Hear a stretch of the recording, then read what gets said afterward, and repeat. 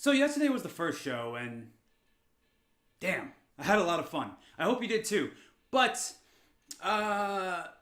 just to make sure that things come out in a timely fashion, so that way you're not getting your sports news for yesterday at midnight, we're gonna do things a little bit differently than I did yesterday. The post-production process was a little longer than I wanted it to be. And unfortunately, when it comes to these things, I'm a bit of a perfectionist and I get very stressed out over the limitations I have of just being one man show. Well, I got a futon, so I guess it's a one man, one futon show. But anyways, this is how we're going to do sports now. Well, sports scores, I should say. I'm going to have to get rid of the graphics. I know they were fun. But for the time being, until we get some new stuff and automated equipment and things are a lot quicker and smoother and bang, bang, bing, bing, bong, we're going to do it like this.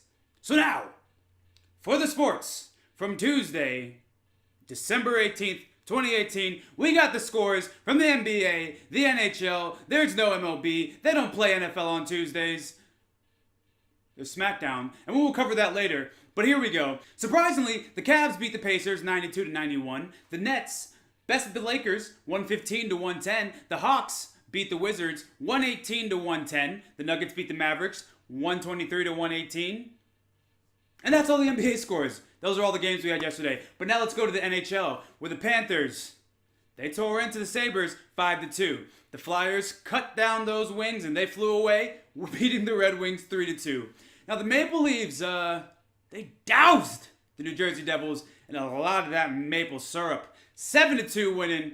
The Rangers went duck hunting, and they were successful. They won 3-1. The Sharks tamed the Wild at 4-0. That's another shutout. The Blackhawks chopped down the Predators 2-1. The Stars extinguished the Flames 2-0. One more shutout. The Islanders left the Coyotes on a one-goal lonely island at 3-1. The Blues, oh man, they gave the Oilers the blues, winning 4-1. The Lightning, they struck and they zapped the Canucks 5-2. And the Kings soared over the Jets, making sure the Jets were grounded in Winnipeg 4-1. Hey, that's a much quicker sports score recap than we had yesterday. And we're going to stick it that way. And if you did like it this way versus yesterday's way, or maybe you didn't see yesterday's way and you want that way after you watch it, I don't know. It's unfocused. It's unfocused.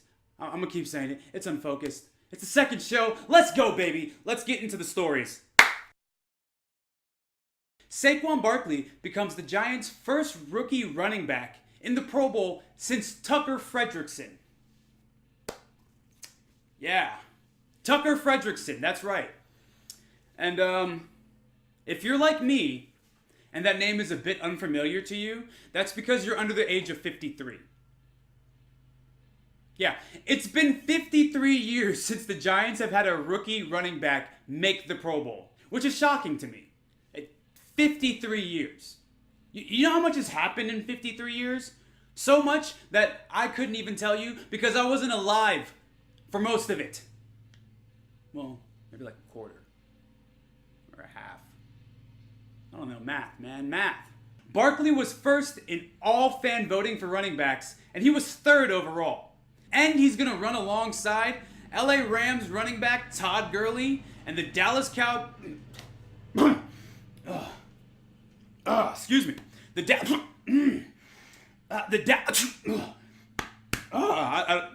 Ezekiel Elliott. Washington Redskins safety Montae Nicholson was arrested early Tuesday morning at around 2 a.m. for a drunken assault outside of a local area bar in the One Loudoun area of Ashburn, Virginia, just blocks away from the Redskins training facilities. In a tweet by Craig Hoffman, a beat writer for the Washington Redskins, he had a statement from the Senior VP of Communications, Tony Wiley. The statement reads as, "We are aware of the arrest of Montae Nicholson. We are gathering more information and will not comment until we have further details." Now, the team might not give any comments on the situation as of yet, but we do have the official police report, which Craig Hoffman's Twitter has also linked to this thread. Deputies responded to the area for a report of a fight. two victims, an adult male and an adult female, were located at the scene. Both subjects were reportedly assaulted by another male and female.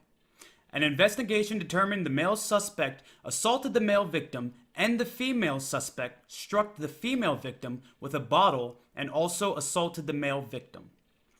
One of the victims reported that the altercation occurred after the suspects pulled up in a vehicle and honked the horn at them. A verbal altercation then ensued before the victims were physically assaulted by the suspects. As deputies were on scene, the suspects returned to the area and were identified as Montae M. Nicholson, 23 of Ashburn, and Sidney A. Maggiore, 24 of Vienna. Nicholson was charged with assault and battery and drunk in public. Both victims were taken to a local hospital for treatments of serious but non-life-threatening injuries. Now, with all the scandals that have surrounded the NFL regarding assault and player misconduct, we have a new situation. Unfortunately, not enough is known yet as to what caused this assault. But just this morning on 106.7 The Fan, a local DC area sports radio network, a server by the name of Alex called into the Sports Junkie show to give a different side of the story. The alleged victim tried to rob Montae Nicholson. In the set of clips that I'm about to show in a second, Alex claims that this was actually retribution for an attempt robbery on Nicholson. He must have thought he was drunk, and the woman kept, I think she was a lookout. And then once we saw what was going on, of course, Montae basically blew a fuse. They didn't get anything from him, but he wanted that guy basically. That victim should be in jail for attempted whatever. All right, so slow down. So what you're saying is you're when he's siding with Montae. Yeah, hold on. So what you're saying is when he initially left the bar, they tried to rob him. Then he got in his car, and then when he saw them, that's when they got out. So is this what happened? So they're in the restaurant or whatever's the name of the place they're at? World of Beer. World of DC Beer. Prime. They move over to World of Beer. They're in the World of Beer. So hold have on. some drinks. Then they leave, and then they try to rob. And then he gets in his car, drives away, sees them, honks at them, and gets out, and that's when the other altercation occurs? Yeah, but I mean, they started it, and that victim should be in jail. Full unedited version of this call-in. Check the link down below so you can see the video for yourself, and check out the Sports Junkies page as well. So, now that you've heard the police report, the statement from the Washington Redskins, and now this story from Alex. So as I was sitting here editing the show, TMZ Sports actually released a clip regarding the Montae Nicholson incident in full form. So if you are uncomfortable with this video that we're about to show, please tune away for a minute. It's 59 seconds long exactly. But I just want to warn you that it is graphic. So if this makes you uncomfortable, please just skip ahead about a minute and check back in. Hey, yo, chill, son. That's my man, son. Lamar! Get up! Lamar! It's me, dog. Hey, that's my man! Son, that's my man! Stop! Stop! That's my man! Oh my God.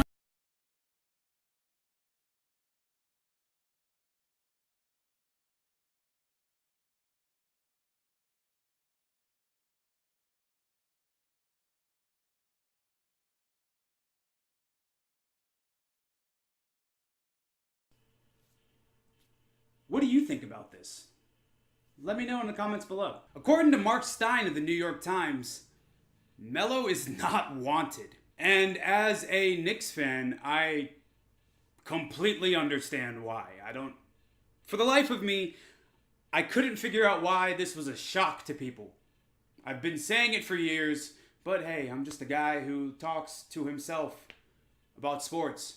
But according to Mark Stein, both the Los Angeles Lakers and the Philadelphia 76ers have resisted making a move for Carmelo Anthony. Shockingly enough, the Charlotte Hornets have also attached their name to the "We Don't Want Melo" bandwagon, despite team owner Michael Jordan being the figurehead of Jordan Brand, who, makes Melo shoes.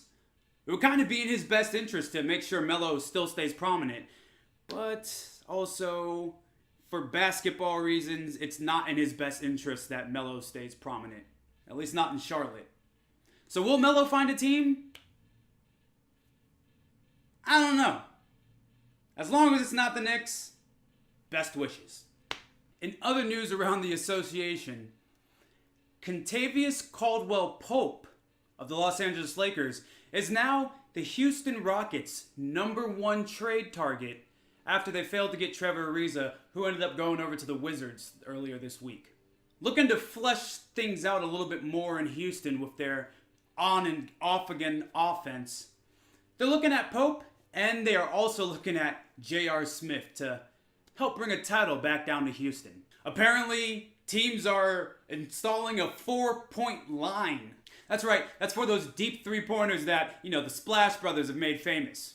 According to an ESPN article, a lot of teams have been adding 4-point lines to their training facilities so the players can shoot the deep point. Well, I was going to say shoot the deep 3, but it would be a deep 4. Who knows? It's a subject for debate. I personally, I might sound like an old-timey old man, but I just want the 3-point line. But hey, before the 3-point line, people were like, I don't want it. So, who knows? We'll see where it goes. Net center Jarrett Allen. Whew. He got a rare block on the king. And I'm talking about LeBron James. LeBron James, LeBron James, LeBron James, LeBron James, LeBron James, LeBron James. Now this is a miraculous feat. Because normally, it's the king who's chasing down doing the blocking, but I guess maybe in his old age, he's getting a little, tweak on his awareness rating in 2K. Yeesh. Oh, and I just looked this up. Before last night, LeBron has only been denied for a dunk 8 times. There's a list of 8 people who have blocked a dunk from LeBron James, and Jarrett Allen is now the 9th. Damn. And in other LeBron news, it would be amazing if the Lakers got Anthony Davis. Obviously, it'd be amazing, but what Pelican fans should worry about is Anthony Davis is now represented by the same manager as LeBron James. Over the summer, once he made this signing, a lot of people started to speculate, oh, he's definitely coming to LA. And now, with the king decreeing, he wants Anthony Davis, the Brow may just end up a Laker next season. Now, in another new segment that I'd like to debut, and of course, everything's a new segment here because it's never been done before, well, by me, of course. I like to entitle this, What Game I'm Looking Forward to Tonight with BGisDOPE. Bing.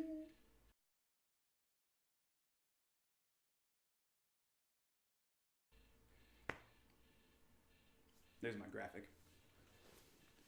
So, the Metropolitan Division leading and reigning, defending, undisputed Stanley Cup champions, the Washington Capitals.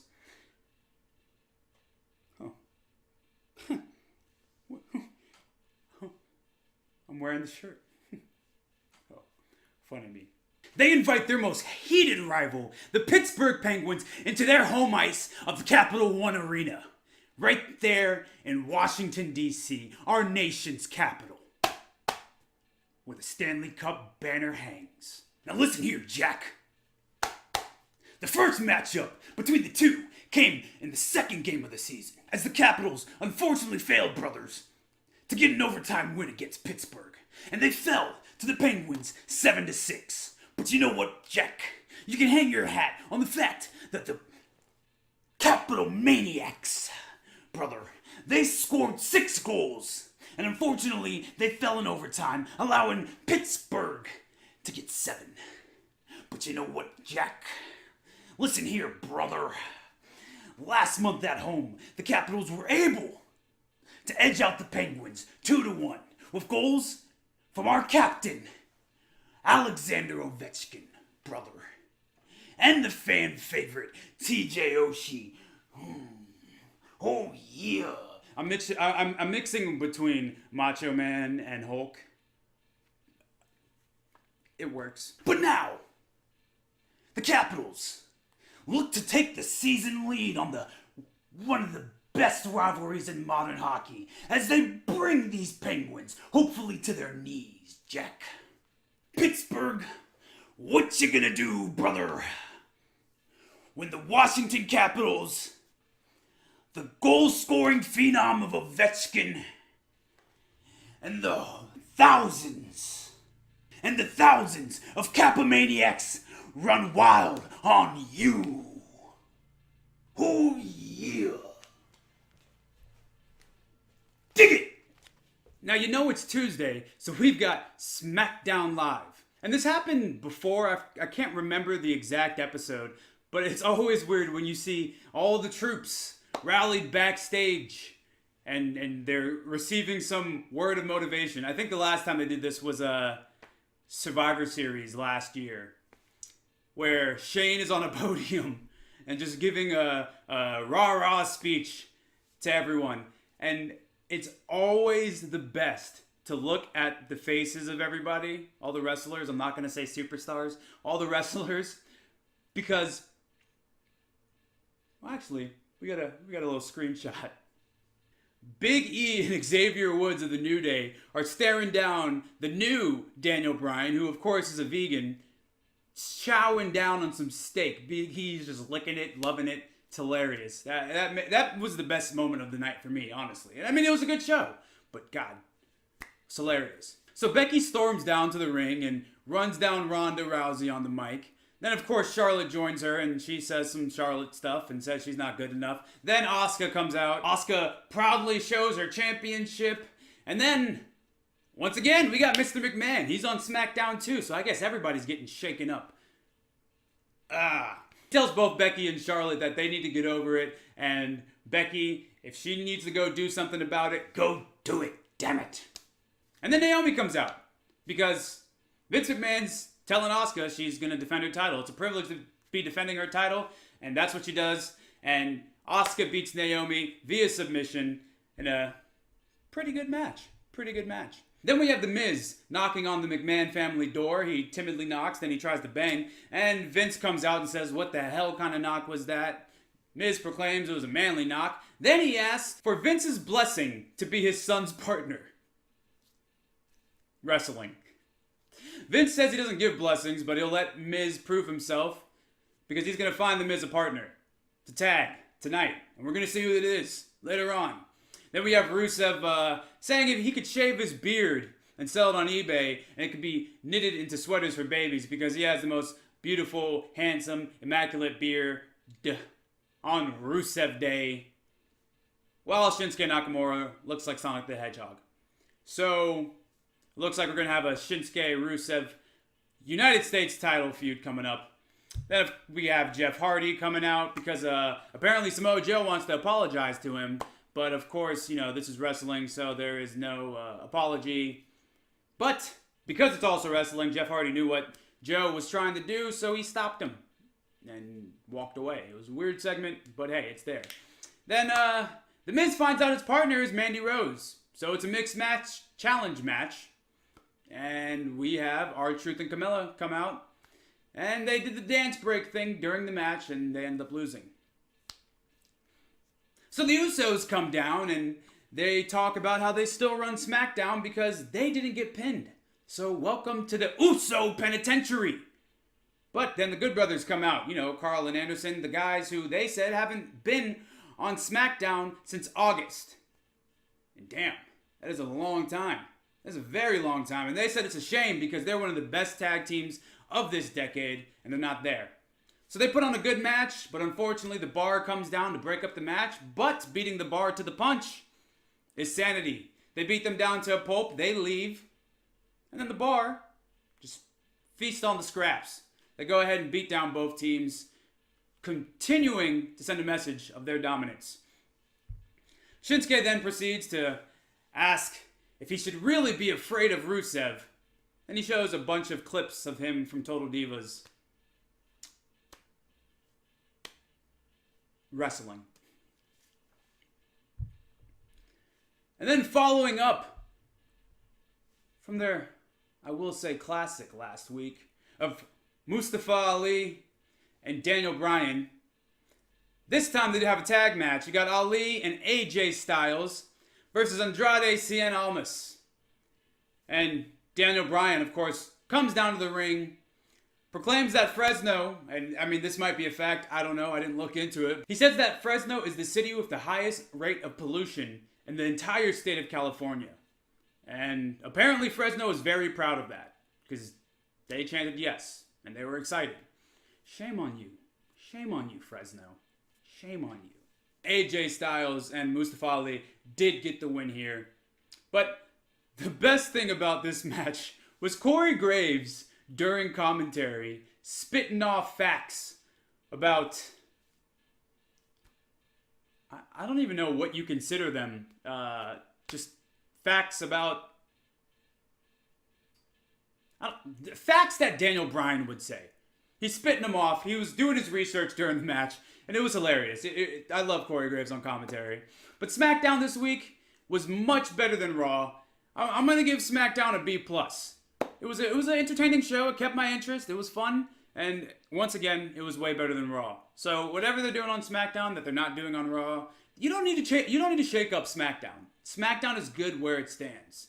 But Raw, whew, let's get that going, huh?